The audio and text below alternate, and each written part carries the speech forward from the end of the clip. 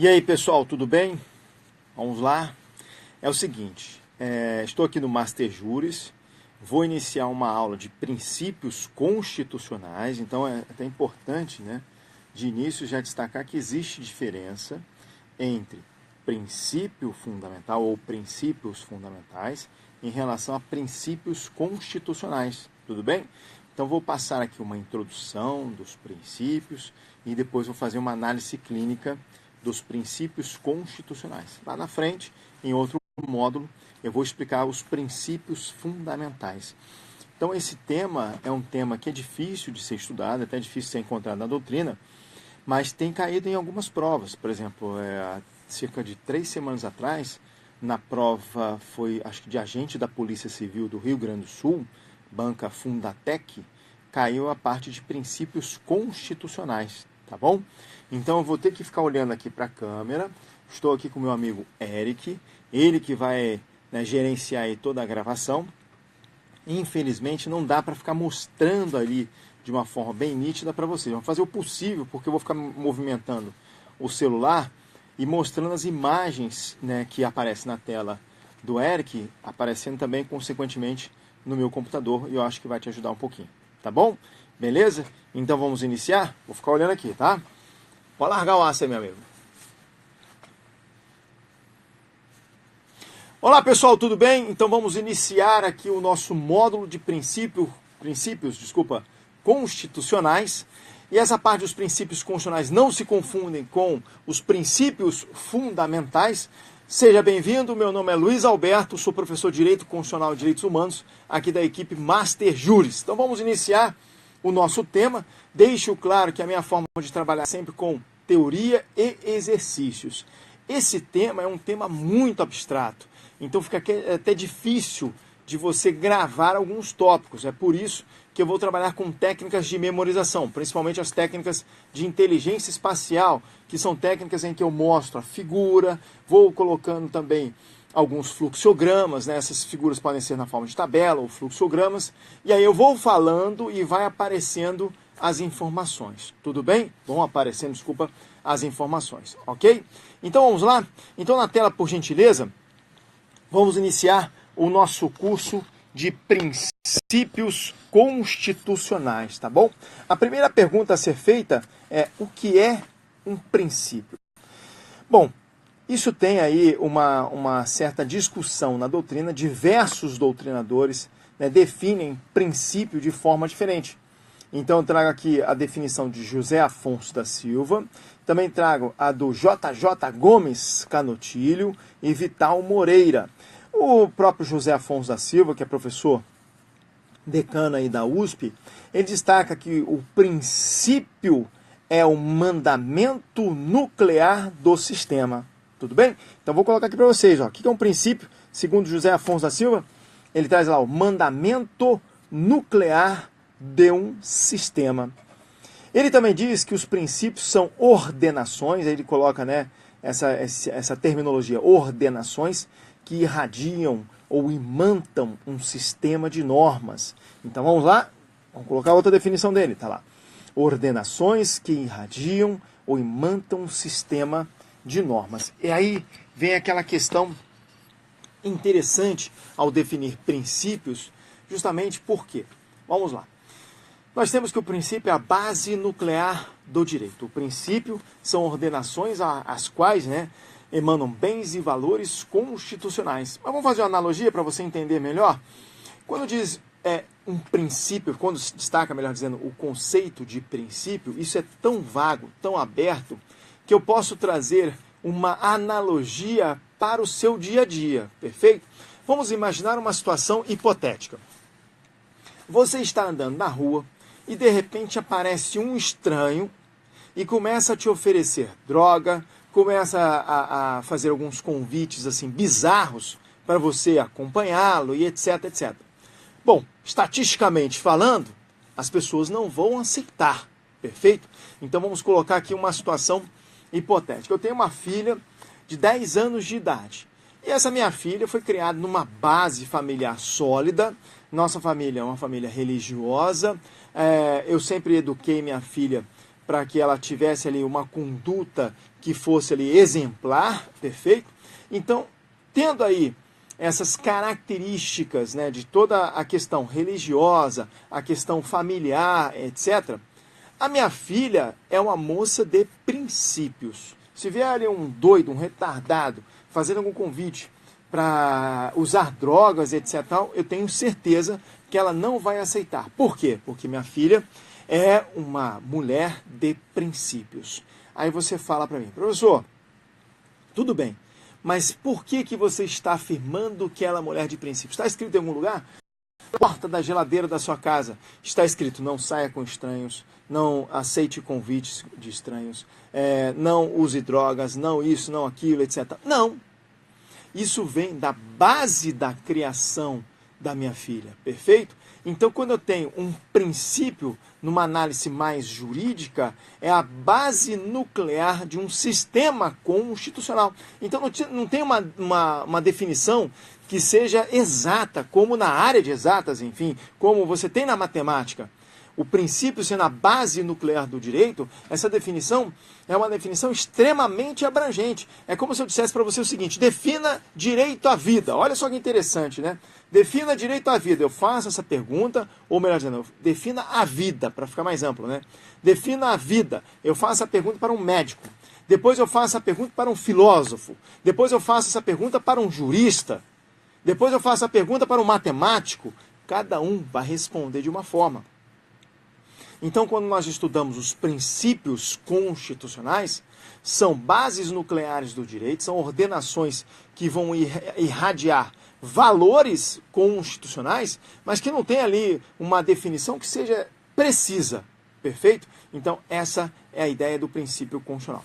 Então, na tela, vamos trazer aqui outra definição interessante, vamos lá, trazer aqui do Canotilho, vamos colocar aqui para vocês, definição do Canotilho, que traz o seguinte, ó, princípio: núcleos de condensações nos quais confluem bens e valores constitucionais.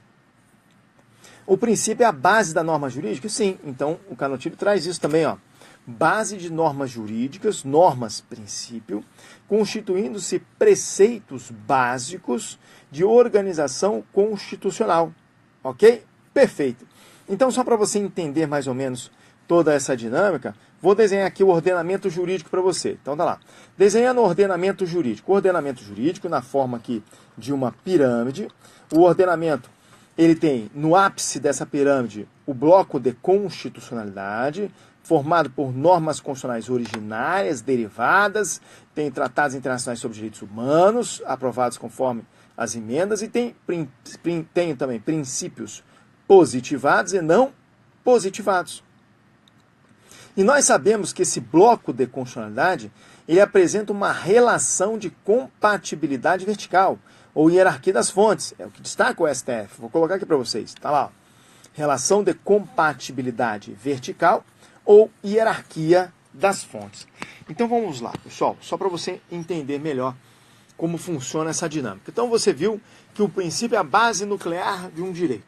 O princípio, ele pode estar positivado, quando se destaca positivado, é posto, perfeito? Pode estar positivado, expresso na nossa Constituição Federal, ou pode ser que ele não esteja positivado, ou seja, não esteja expresso.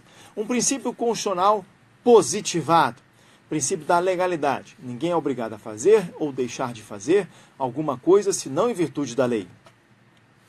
Princípio constitucional não positivado, o princípio da proporcionalidade e razoabilidade.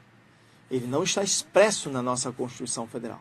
Então, hoje em dia, com o neoconstitucionalismo, os princípios constitucionais, sejam eles positivados, sejam eles não positivados, eles possuem nível de bloco de constitucionalidade, ou seja, possuem nível constitucional. Tudo isso decorre do neoconstitucionalismo a partir do momento que se coloca a Constituição no epicentro axiológico do ordenamento jurídico. E o que é colocar a Constituição no epicentro axiológico do ordenamento jurídico? O que destaca essa característica é que não haverá apenas uma subsunção do fato a norma de forma rígida. Na visão de Kelsen era assim, não é verdade?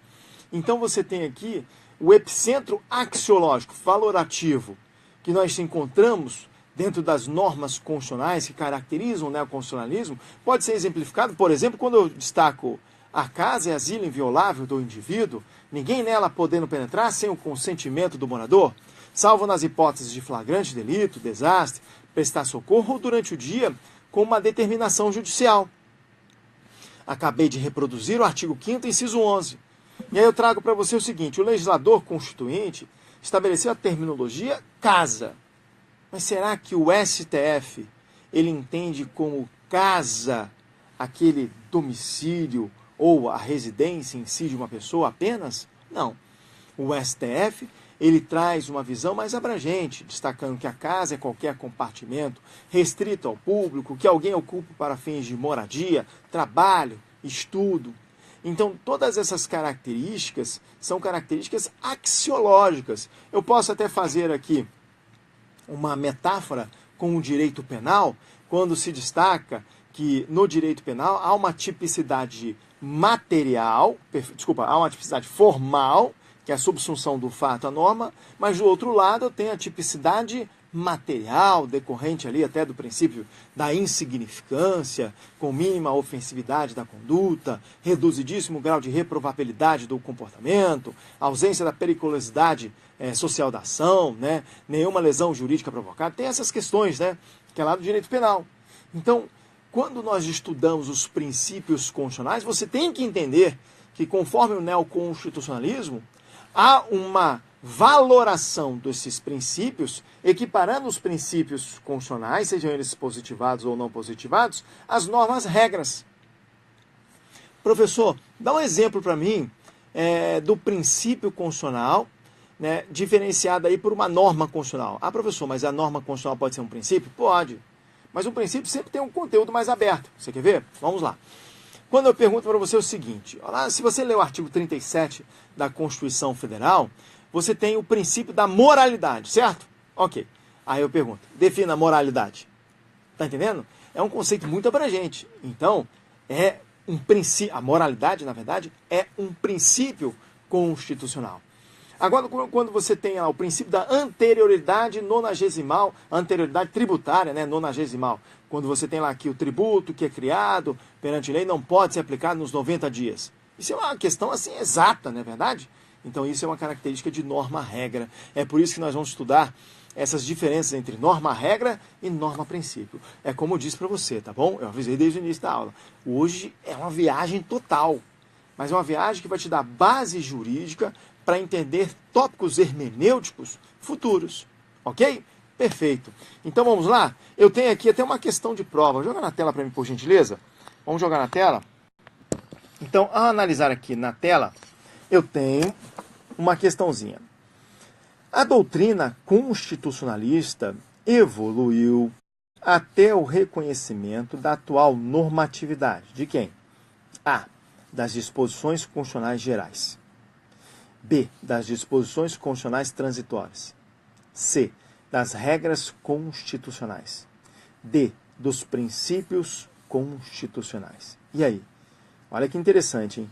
A doutrina constitucionalista evoluiu até o reconhecimento da atual normatividade de quem? Letra D. Dos princípios constitucionais. Então, vamos marcar aqui? Opa, vou marcar aqui para vocês, tá bom? Letra D de dado. Ok? Ok. E conforme eu já introduzi, de uma forma bem assim, singela, a diferença entre norma-regra e norma-princípio, conforme a teoria de Robert Alexis e Canotilho. Então, vamos lá.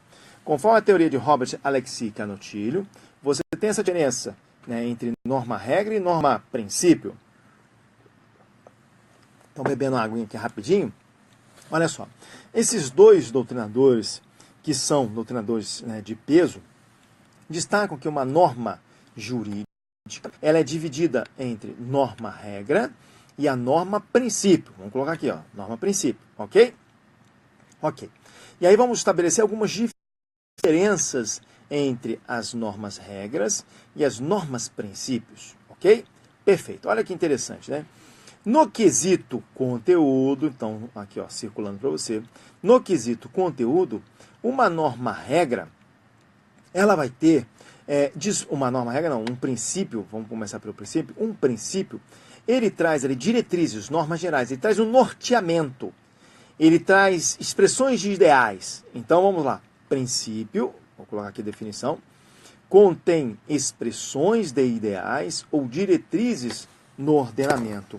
E aí foi conforme eu comentei com vocês. Então, conforme eu comentei com vocês, o princípio ele é sempre mais aberto.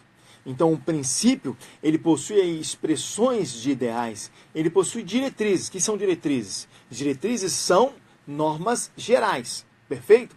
O próprio princípio vai te dar um norte. Então, por isso que a característica de princípio, segundo o Robert Alexis Canotilho, é de norteamento em relação ao conteúdo, ok? Vamos analisar a regra? Vamos na tela então. Analisando a característica que envolve a regra. A regra, ela tem ali a característica de prescrever condutas. Então, a regra prescreve condutas que podem ser permitidas, podem ser obrigatórias, perfeito? Então, repito, as regras prescrevem condutas, ok?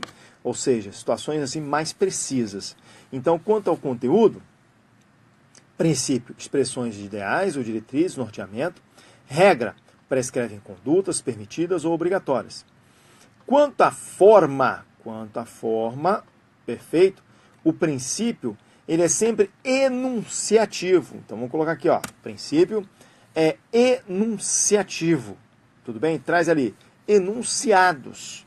Ele não traz ali uma punição, não traz nada, não traz uma consequência, não traz ali uma conduta exata que a pessoa tem que tomar, se uma conduta com precisão, não traz isso.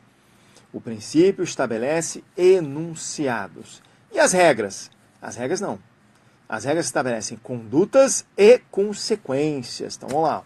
Condutas e consequências. Quando você tem lá no direito penal, matar alguém, pena de reclusão de, 5 a 15 anos. Não sei se a pena é essa, tudo bem? Está no artigo 121, de 5 a 15 anos, situação hipotética, tudo bem? Então você tem a conduta, matar alguém, e tem a consequência, a aplicação da pena de reclusão. Tudo bem? Quando você tem um princípio, o princípio ele é mais abrangente, então ele traz enunciados. Agora vamos ver como funciona a aplicação dos princípios e a aplicação das regras. Então, vamos lá? Tá lá, ó. Quanto à aplicação, o princípio ele tem aplicação positiva, tudo bem? Ou seja, o que é essa aplicação positiva? A aplicação positiva é a capacidade que o princípio tem de exigir o cumprimento da norma. Então, professor, quando você tem lá o princípio constitucional que estabelece que o Estado tem que agir proativamente, que é o princípio constitucional da condição social, que está vinculado aos direitos sociais, então é um princípio que determina uma ação proativa do Estado, uma ação positiva. Então, quando você tem aqui a capacidade que o Estado tem de cumprir as suas obrigações, ou até que o indivíduo tem de cumprir as obrigações, eu tenho uma característica de princípio numa visão mais positiva. Ok? Vamos na tela então para visualizar essa característica? Vamos lá. Então, analisando aqui na tela, nós temos que os princípios possuem ali uma aplicação positiva, capacidade de exigir o cumprimento, mas até na mesma característica, né, de aplicação, eu posso ter, e diametralmente oposto, além da visão positiva, eu tenho uma aplicação negativa. Tudo bem? Um princípio pode afastar a aplicabilidade de uma regra por essa regra ser incompatível com o ordenamento jurídico. Então tá lá, ó, aplicabilidade negativa. Perfeito? Ah, professor, tem um asterisco ali para te dar um exemplo tradicional aqui, que o STF, em decorrência do princípio da humanização da pena, ele entendeu que a própria lei de crimes hediondos está violando esse dispositivo constitucional quando estabelecia que a pena para aquele que fosse condenado por crimes hediondos deveria ser cumprida integralmente em regime fechado. E aí depois veio, né, uma nova legislação, a 11.464 de 2007, e estabeleceu o cumprimento de pena inicialmente fechado. Então vamos colocar aqui para vocês, ó, tá lá, ó. A decisão do STF ao reconhecer a progressão do regime, crimes hediondos, antes da modificação da Lei 11.464 de 2007. Então vamos lá, só para estabelecer aqui uma característica mais coesa. Então você tinha na Lei 8.072 de 90, que é a Lei de Crimes Hediondos, que aquele que fosse condenado por crimes hediondos deveria cumprir a pena em regime integralmente fechado. Ok, isso é uma norma-regra. Uma norma-regra precisa, perfeito? Aí, em decorrência de uma violação a um princípio constitucional chamado princípio da humanização da pena, que visa a ressocialização do preso, o STF entendeu que esse dispositivo, essa norma-regra, violava o princípio constitucional da humanização da pena. Então, a aplicação do princípio constitucional da humanização da pena foi uma aplicação negativa porque afastou a regra do cumprimento de pena em crimes hediondos ser integralmente fechado. Aí depois veio a Lei 11.464 de 2007 e revogou esse dispositivo e colocou lá, alterou, né? Alterou, colocando que o cumprimento da pena seria inicialmente em regime fechado, admitindo a progressão do regime. Então, concluindo, qual a conclusão que nós tiramos? O princípio tem uma aplicação proativa, quando uma positiva, que exige ali uma ação proativa do Estado, e ao mesmo tempo o princípio pode ter uma aplicação negativa, afastando regras que sejam ali violadoras desses dispositivos que são bases nucleares do direito constitucional. Tudo bem? A ideia é um pouquinho viajante, mas vamos devagarzinho, tá? E aí vamos lá. Regra. Aplicação da regra. A aplicação da regra é subsunção. Deixa eu só... Aí está no material. Tá lá. A aplicação da regra é a aplicação do fato à norma. É a subsunção. Tá aí, ó. Tudo bem? Ok? Então, na regra se aplica a subsunção. Ah, professor, eu queria entender melhor a eficácia dos princípios. Ah, então vamos lá. Olha lá. Eficácia dos princípios. Os princípios possuem uma eficácia positiva ou simétrica e uma eficácia interpretativa. Perfeito? Ok. Quando eu tenho uma eficácia positiva ou simétrica, é a capacidade que nós temos de exigir perante o Poder Judiciário um direito que é garantido em um princípio. Então, a eficácia do princípio sendo positiva é a capacidade que se tem de exigir, perfeito, exigir do próprio Poder Judiciário para que o Judiciário garanta o exercício de um determinado princípio. Então, nós temos ali, ó, possibilidade de se exigir judicialmente um direito subjetivo garantido por um princípio. Ok, essa é a eficácia positiva ou eficácia simétrica. Ok? Ok. Tá. E qual a eficácia interpretativa de princípios? Olha, a eficácia interpretativa dos princípios é quando utiliza-se os princípios para interpretar as normas inferiores para ver se elas estão em conformidade com a Constituição Federal, por exemplo. Então, a eficácia interpretativa é justamente interpretar as normas inferiores para verificar se elas estão em conformidade com as normas da Constituição Federal ou com normas superiores dentro do ordenamento jurídico. Então, aquela questão que nós estabelecemos aqui, ó, o próprio princípio da hierarquia das fontes ou relação de compatibilidade vertical, quando você analisa aqui, ó, o princípio, quando ele tem uma eficácia interpretativa, é justamente analisando essas compatibilidades. Então, vamos aqui na tela, mostrar para vocês. Está aqui, ó. Passamos essa etapa, passamos aqui. Eficácia interpretativa, está lá. Necessidade de se interpretar as normas inferiores em conformidade com as superiores. Lembrando-se da superioridade axiológica, valorativa, que alguns princípios possuem sobre os demais. Então existe uma superioridade axiológica de princípios em relação a outros princípios? Existe. Você quer ver um exemplo? Vou te dar um exemplo aqui. Nossa aula tem que estar enriquecida de exemplos justamente para que você entenda melhor, até porque a questão é muito abstrata. Então vamos lá, vou te fazer uma pergunta. Vou até pegar um gancho do exemplo anterior que eu passei para vocês, que foi em relação à violação do domicílio, não foi isso? E eu comentei que a casa é asilo inviolável do indivíduo, ninguém nela podendo penetrar, sem o consentimento do morador, e aí temos as exceções, flagrante, desastre, prestar socorro durante o dia com uma determinação judicial. Ok. A ação da eficácia interpretativa, que determina ali que tem que ter uma certa conformidade de normas superiores com as normas inferiores, que tem ali alguns princípios que tem uma valoração maior ao ser comparado com outros, isso é nítido a partir do momento que eu te faço a seguinte pergunta. Será que seria constitucional, então, vamos lá, seria constitucional uma lei que autorizasse a violação do domicílio fora das exceções flagrante, desastre, prestar socorro ou durante o dia com uma determinação judicial? Então, repito, seria constitucional uma lei que autorizasse a violação do domicílio sem o consentimento do morador e sem que seja em flagrante, desastre, prestar socorro ou durante o dia com uma determinação judicial? O que você acha? A resposta é: seria constitucional, a partir do momento que você tem uma valoração de princípios. E você quer saber? Essa lei existe.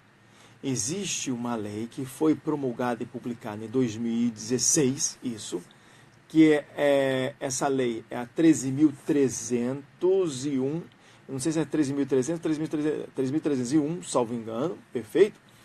E essa lei destaca o seguinte: o agente público de saúde poderá invadir um domicílio sem consentimento do morador, sem que seja flagrante, desastre, prestar socorro, sem ordem judicial, se caso esse domicílio estiver abandonado, com todos os indícios de estar abandonado, e o agente público de saúde ele invade para que ele possa combater foco do mosquito da dengue.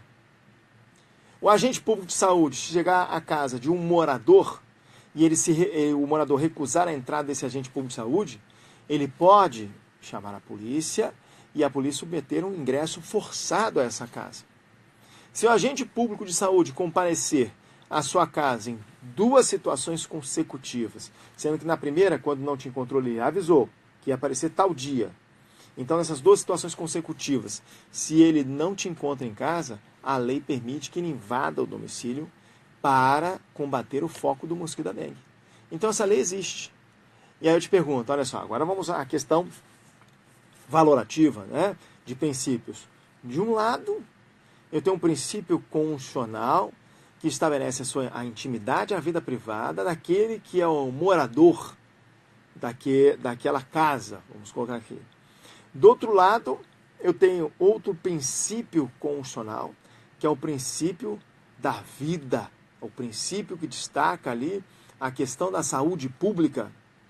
Então, havendo aqui uma ponderação de interesse, o princípio constitucional que visa garantir a vida da coletividade em si, ele vai ser axiologicamente superior a um princípio constitucional que garante a intimidade e a vida privada. Tudo bem? Então, quando o próprio dispositivo, vinculado aqui com a teoria de Canottilli e Robert Alexy, que determina que na eficácia interpretativa existe superioridade de um princípio, superioridade axiológica de um princípio em relação ao outro, é justamente nessas questões. Tudo bem? Eu espero que tenha aí estabelecido uma clareza solar no seu entendimento. Vamos aqui à eficácia negativa, vamos lá? Então, na tela, por gentileza, eu tenho a parte da eficácia negativa e também da eficácia vedativa do retrocesso. Ok, então vamos lá. Olha só que interessante. De um lado, eficácia negativa. Do outro lado, eu tenho a eficácia vedativa do retrocesso. Doutores e doutoras, uma eficácia negativa, um princípio quando ele tem eficácia negativa, a ideia é eliminar todas as normas, só repetindo, né? Normas ou atos que sejam incompatíveis com esses princípios que são constitucionais. E a própria característica, né, dessa eficácia negativa pode estabelecer uma inconstitucionalidade da norma. Aí vem aquela questão interessante. Será que o Supremo Tribunal Federal pode declarar uma lei inconstitucional com base num princípio constitucional? Sim. Sim. Quando nós temos uma escala de Pontes de Miranda que equipara o ato administrativo à norma jurídica, toda norma jurídica ela existe, então, escala pontiana, né, de Pontes de Miranda, é a escala da existência, da validade e da eficácia. Tudo bem?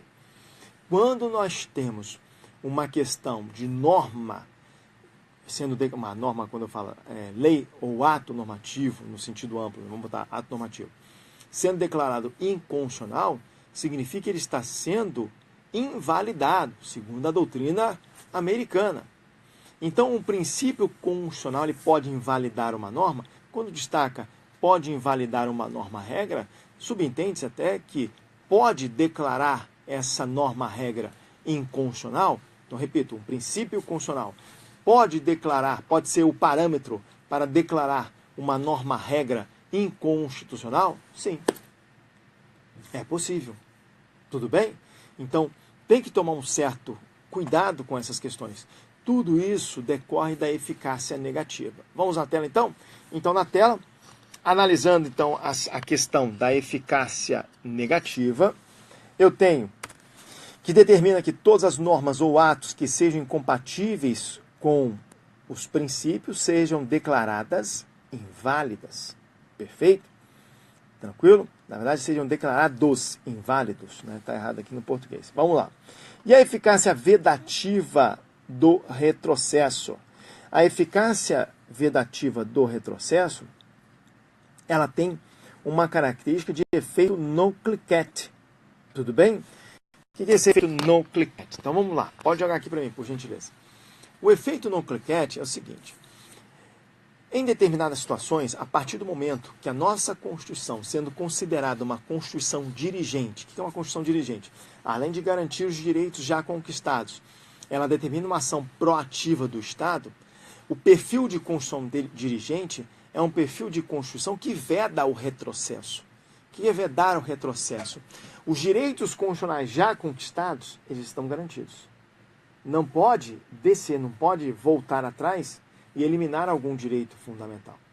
Então, por exemplo, se o Brasil não tem pena de morte em tempo de paz, não pode vir uma emenda constitucional e estabelecer que a pena de morte pode ocorrer em tempo de paz. Isso é impossível.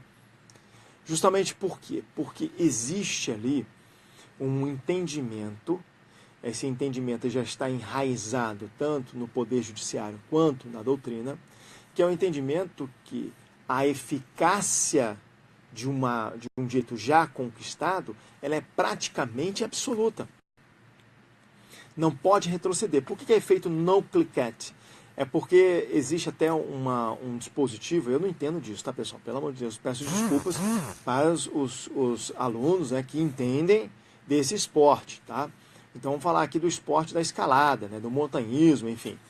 Então quando você tem lá o alpinista que está escalando, né, uma montanha, ele usa uns dispositivos lá no cinto dele, e tem um dispositivo lá que é o cliquete. Então, quando ele está subindo a montanha, a corda, ele estica a corda trava, e a corda não desce mais.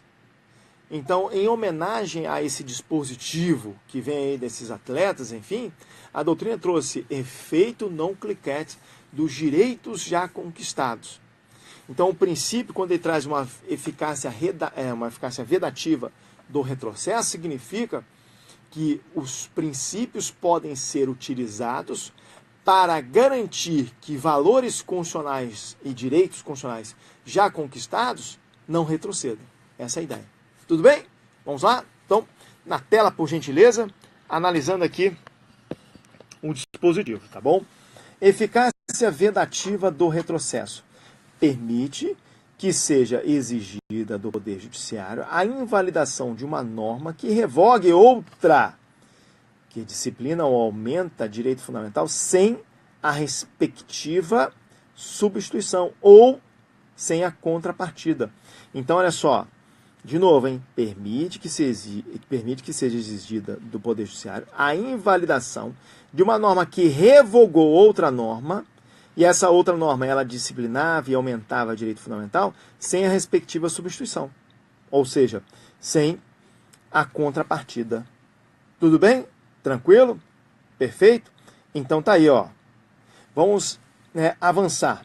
Vamos falar um pouquinho da densidade normativa imediata de aplicação ao caso concreto. Então vamos lá. Em relação à densidade normativa, que é em relação ao caso concreto, o princípio ele tem uma característica de ter densidade baixa. Já ouviu falar nisso? Princípio, ele possui densidade baixa. A regra possui densidade alta. Perfeito? E aí você fala assim, meu Deus do céu, professor, eu não lembro dessas questões de química, química, densidade, massa sobre volume, é isso, velho? Não lembro desse negócio, Enfim, então, vamos lá, tô brincando. Densidade, massa sobre volume. Quando destaca que o princípio ele tem uma densidade baixa, vamos analisar o seguinte, o princípio não é concentrado. O princípio, quando ele tem a densidade baixa, significa o quê?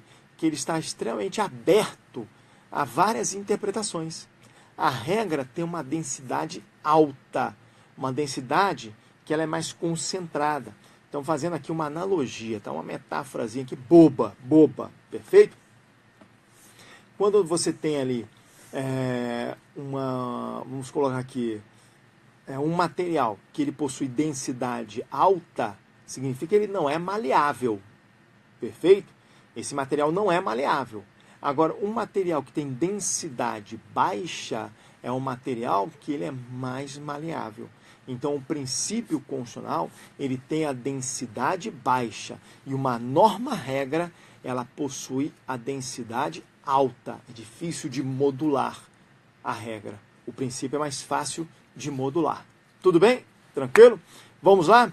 Vamos lá. Vamos falar sobre a técnica de colisão. Salvo engano, é esse que é o próximo, tá? Não tenho certeza, não. Então, vou jogar na tela. Jogou já? Então, vamos lá. Técnica de colisão, é isso? É. Técnica de colisão. Na técnica de colisão, vamos analisar o seguinte. Quando há uma colisão entre princípios, e aí, como é que se resolve isso? Vai se resolver da seguinte forma. Ponderação ou balanceamento ou sopesamento dos princípios. Ponderação dos princípios, balanceamento dos princípios, sopesamento dos princípios. Mas, professor, como assim, meu Deus do céu? Então, deixa eu só colocar na tela primeiro. Vamos ver se é isso mesmo. Vai que eu tenho errado, né? Tá lá, ó. Ponderação, balanceamento ou sopesamento, que são técnicas utilizadas ali nos princípios, que utiliza a proporcionalidade como técnica. Perfeito?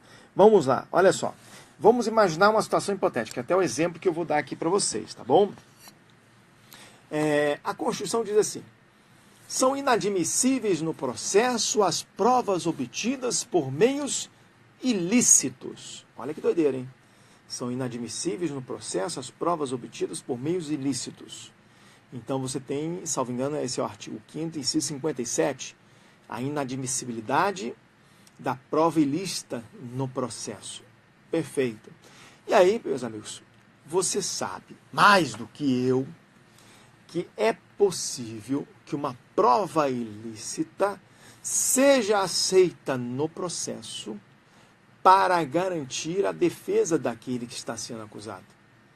Então vamos lá, se eu faço uma gravação clandestina com você, e se é clandestino, não tem autorização judicial, não estou seguindo nenhuma disposição legal, essa prova é uma prova ilícita. Mas vamos imaginar uma situação. Vamos contar um caso? Vou contar um caso então para vocês, que vai ficar mais fácil. Espera aí, rapidinho, hein? Vou contar um causo, como diz lá em Minas, né? A gente fala um causo. Doutores, olha só. Foi um caso concreto. Um indivíduo desesperado em relação até a questão da crise financeira, vai até um agiota e pede dinheiro emprestado.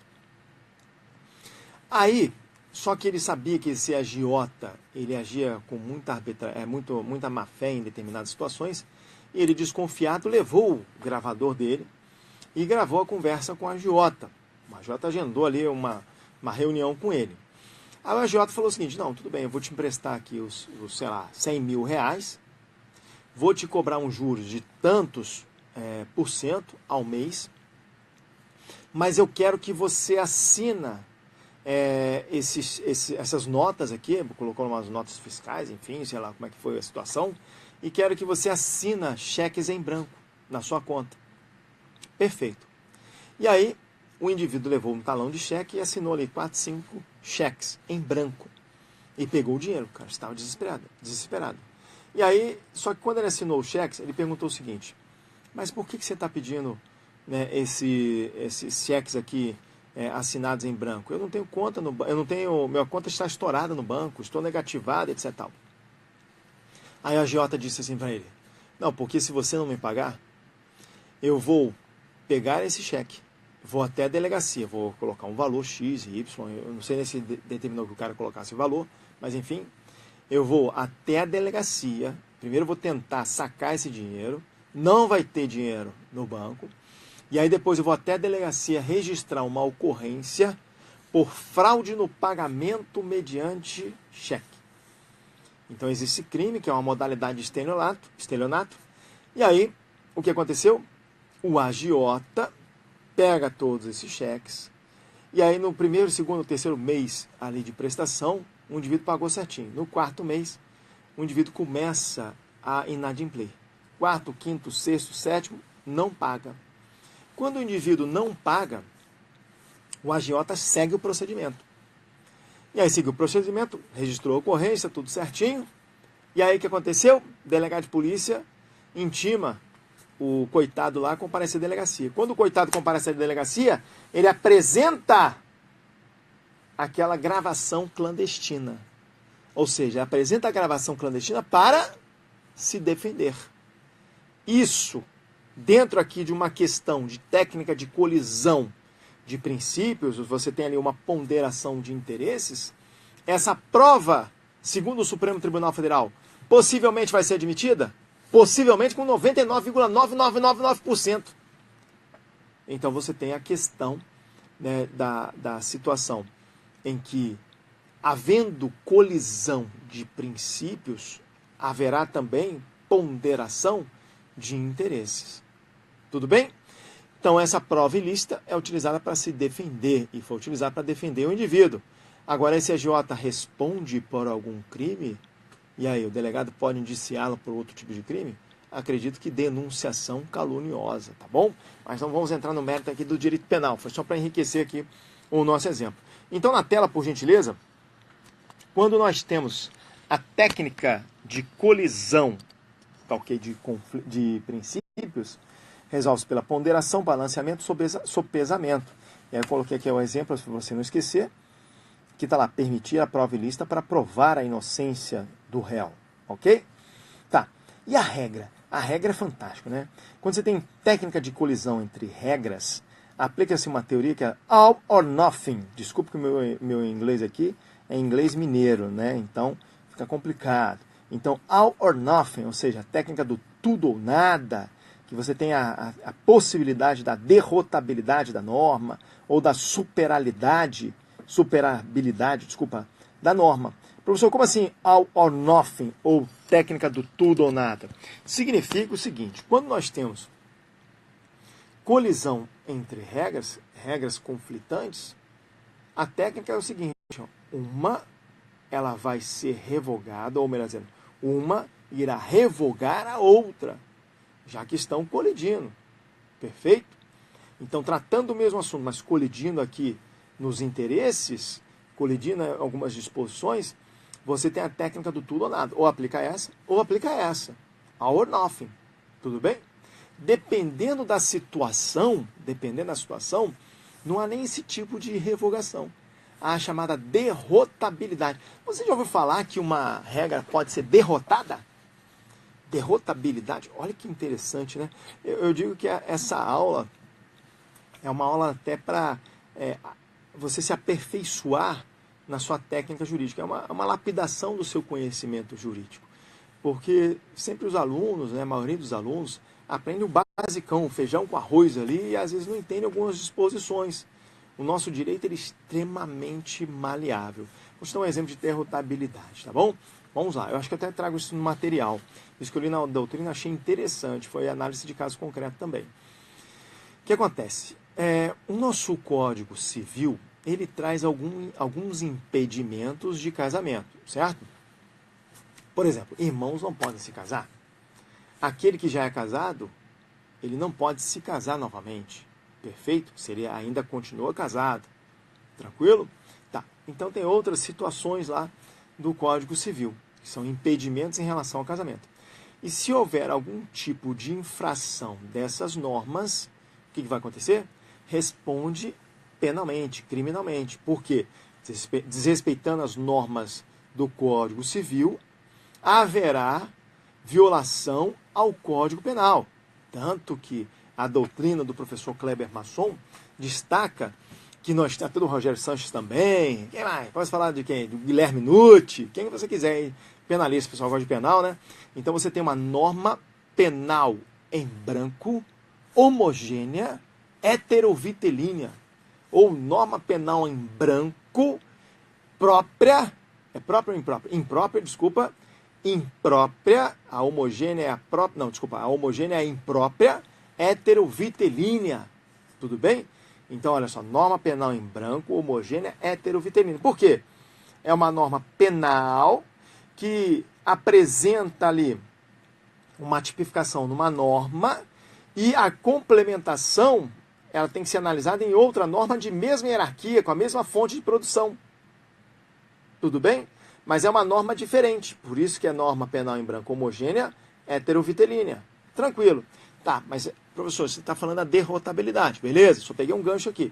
Então, a derrotabilidade foi o seguinte, no caso concreto, duas pessoas, né, num casal que já estava há 30 anos juntos, perfeito? Já tinha ali 4 filhos, 5 filhos, etc. Tal, de cidadezinha do interior. Esse casal se conheceu porque moravam em cidades próximas, tranquilo? E aí, numa questão lá, que eu não lembro ali os detalhes, né, da doutrina, esse casal, depois de 30 anos, com 5 filhos, descobrem que são irmãos. Então o casal descobriram. Que o pai lá foi na cidadezinha do lado, né, capinou lá num quintal diferente, e aí voltou para a casa dele e tal, enfim, 2 filhos. Perfeito? Esses 2 filhos, que não sabiam que eram irmãos, se encontram em determinado momento, casaram-se, constituíram ali então a entidade familiar, tiveram 5 filhos. E aí, após 30 anos, descobrem que são irmãos. Aí eu te pergunto, né? Numa razoabilidade, numa proporcionalidade, será que seria possível a dissolução desse casamento? Porque o nosso Código Civil diz que irmãos não podem trabalhar. Não podem, desculpa, se casar. O nosso Código Penal diz o seguinte, se desrespeitar o Código Civil, haverá crime. E agora? E agora, meus amigos, eu tenho a derrotabilidade da norma. Por quê? Porque essa norma, ao ser criada numa interpretação teleológica, buscando a finalidade dela, é um tipo de norma que visa ali impedir determinadas consequências biológicas, principalmente essa de casamentos entre irmãos, que podem gerar ali nos filhos. Perfeito? Então, meus amigos, nesse quesito, nessa questão que é de extrema importância, ocorreu ali conflito entre regras e esse conflito foi resolvido por uma derrotabilidade. Mais importante, quando há conflito entre regras, aplica-se a técnica do all or nothing, é tudo ou nada. Isso é em regra, tudo bem? E essa derrotabilidade, ela tem ali uma característica, essa questão do all or nothing, também acrescenta ali, pode ser azeitada por questões de derrotabilidade da norma. Tudo bem? Princípios, quando se colidem, a ideia é tentar harmonizá-los. Se não conseguir, pode haver uma ponderação dos interesses. Certo? Certo. Então, vamos lá? Vamos na tela, então, por gentileza? Então, na tela, olha só. Na tela, eu tenho a seguinte característica. Então, a regra se resolve pela técnica do all or nothing, tudo ou nada, com derrotabilidade ou superabilidade, perfeito? E aí você tem, né, essas questões aqui do princípio com a proporcionalidade como técnica. Só para você entender, o princípio da proporcionalidade, ele pode ser um princípio de interpretação de normas, tá? Ou pode ser uma técnica de solução de conflitos. Poucos sabem disso, tá? O princípio da proporcionalidade como técnica de interpretação de normas, ele é denominado de razoabilidade. Por isso que é proporcionalidade ou razoabilidade. Ok? Agora, quando o princípio da proporcionalidade é utilizado como técnica para solucionar conflitos, ele é chamado de princípio da ponderação dos interesses. Olha que interessante. Então, na sua prova, você pode ter princípio da ponderação dos interesses e você sabe que é o princípio da proporcionalidade, que é uma técnica de solução de conflitos. Ou pode ter ali o princípio da interpretação das normas, né? Razoabilidade. Tranquilo? Perfeito. Aí você tem a derrotabilidade ou superabilidade das normas regras. Então, peraí, professor, como é que funciona isso? Ó? Quando houver inexistência dos direitos fundamentais que justifiquem a sua edição, aí você tem uma derrotabilidade ou superabilidade das normas regras. E aí é o exemplo que eu te dei, que foi do casal, olha lá, que a doutrina estabelece, está lá, um casal que estavam juntos há mais de 20 anos, com 3 filhos, né, descobre que são irmãos. A regra do impedimento do casamento foi derrotada, pois os dois se consideravam marido e mulher e não irmãos. Ou seja, caiu o fundamento da edição da norma. Tudo bem? Esse aqui é um exemplo mais técnico, até de concurso público, né? Teve um julgado do STJ de um indivíduo, de um servidor, que foi reprovado acho que foi alguma coisa, foi no estágio probatório, mas ele foi reprovado com um percentual assim, muito próximo do nível de aprovação. Mas foi uma questão assim, surreal. E aí essa regra, ela foi derrotada. Acho que eu trago o julgado aqui, peraí, tá lá. Outro exemplo de derrotabilidade ou superabilidade das normas, regras, é o seguinte, olha lá, STJ. A exoneração está calcada na reprovação no estágio probatório, porquanto não alcançado o percentual de 80%, sendo o resultado efetivamente obtido de 79, 55, 8, 23%, quase uma dízima periódica aí, quase. Então você tem a diferença muito pouca, a diferença é de apenas 0,44177%. Isso foi julgado, tá? Do STJ. Deveras ínfima e, portanto, incapaz de justificar a exoneração de cargo público, o que justifica o arredondamento. Então, essa norma-regra, ela foi derrotada. Ok? Perfeito. E aí, então, resumindo, né? Nós temos os critérios para a solução de conflitos entre regras. Quais são os critérios para a solução de conflitos entre regras? Quando regras vão entrando em conflito, primeira situação para ser resolvida, o primeiro critério, né, a ser aplicado é o critério hierárquico. Então, vamos lá. Critério hierárquico. Bom, critério hierárquico não resolveu, porque as duas normas são de mesma hierarquia. Vamos analisar a especialidade, perfeito? Critério da especialidade. Tá. As duas normas são específicas, estão no mesmo nível, mesma hierarquia. As duas são específicas. Vamos analisar o critério cronológico agora, tudo bem? Então, analisando o critério cronológico, tudo bem? Ou seja, analisar qual é a norma mais recente. Não deu certo, né? Pelo critério cronológico, aí, meu amigo, não tem jeito. Vai ter que afastar uma das leis. Aí vai ser uma escolha do Poder Judiciário, afastando uma das leis e aplica-se a derrota ou superação de uma das leis. Perfeito? Então, em decorrência da derrota ou superação de qualquer uma das leis, você tem a declaração da invalidade de uma das normas, na análise daquele caso concreto, tá? que pode ser uma invalidade total até parcial. Vamos lá. Ó. Declaração da invalidade total ou parcial de uma das leis. Então vamos lá? Revisando? Revisando. Critério para a solução de conflitos entre regras. Primeiro critério, hierárquico. Depois, especialidade. Depois, o cronológico. Depois, afastamento de uma das leis. Depois, derrota ou superação das leis. Estou repetindo. Depois, declaração de invalidade total ou parcial das leis. Tudo bem? Tranquilo? Tranquilo. Vamos lá. Duração. Duração. Qual é a duração de um princípio? Perfeito? Será que o princípio é mais duradouro que uma regra? Então vamos aqui para finalizar, praticamente finalizar esse bloco. Vou explicar rapidinho. Um princípio é sempre mais duradouro ao ser comparado com uma regra, tá? Uma regra, uma norma-regra em si, ela tem aplicabilidade a partir do momento que ela entra em vigência e vigor. Perfeito? Entrou em vigência e em vigor. Por que eu estou falando vigência e vigor? Porque às vezes a norma está vigente. O que significa vigente? A norma existe, mas ela está passando por um vacatio legis. Ela ainda não foi aplicada. Tudo bem? Então, quando a norma está vigente, está em vigor, provavelmente, em momento futuro, quando ela estiver obsoleta, vai ser revogada. Agora, um princípio é mais duradouro. Eu duvido, né? Eu acho muito difícil que o princípio da proporcionalidade e razoabilidade, lá na frente, ele seja, vamos lá, revogado. Não tem essa. O princípio é sempre mais duradouro ao ser comparado com uma norma-regra. Tudo bem? Perfeito? Pessoal, nós vamos encerrar esse bloco agora. E no próximo bloco, nós vamos dar sequência ao estudo dos princípios constitucionais. Forte abraço, fique com Deus. E aí, galera do Instagram? Esse tema é pesado, né? Então, vou encerrar aqui e depois eu vou dar continuidade à nossa aula, tá bom? Um abração.